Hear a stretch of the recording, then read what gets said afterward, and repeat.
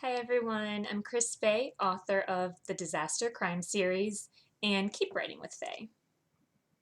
This beautiful book right here. Sparks to Defeat Writer's Block, Depression, and Burnout. I'm going to read to you today from part 4, To Be a Writer You Don't Need... I'll be reading Spark 69, A Home. To be a writer, you don't need a home. When I was 13, we lost our home to foreclosure.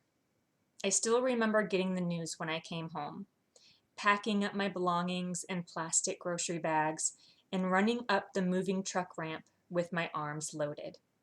A lot of my stuff broke. We were terrified because we thought we had to get out that night and would only be able to bring what we could fit into that one moving truck. Fortunately, we had 30 days to leave. Those 30 days were filled with fear and worry and doubt.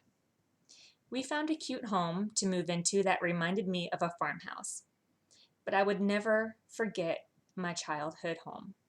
I would never stop grieving for it.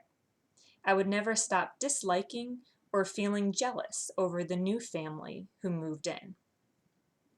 Our stay at the cute farmhouse-styled home didn't last long, 2 years. 2 years in which my parents got a divorce. I had spine surgery. My father moved to Michigan, and things at home became more dangerous and scarier at the hands of my half-brother. My family moved into an apartment where that danger and fear escalated. A year later, my sisters got places of their own, and my mom, my 2 brothers, and myself moved into another apartment where life became downright nightmare. When I couldn't take it anymore, I lived with one sister for a handful of months, sleeping on an air mattress that would deflate in the middle of the night. That situation was not ideal. I was used and mistreated, so I lived with another sister, sleeping on couch cushions for a few months. During all of those months, I felt displaced, unwanted. My future was in question. What would happen to me next? Finally, my mom and I moved into our first apartment to ourselves. But my fear wouldn't die because my half-brother knew where we lived. He would come back during the day, banging on the door when I was alone and taking care of my baby nephew.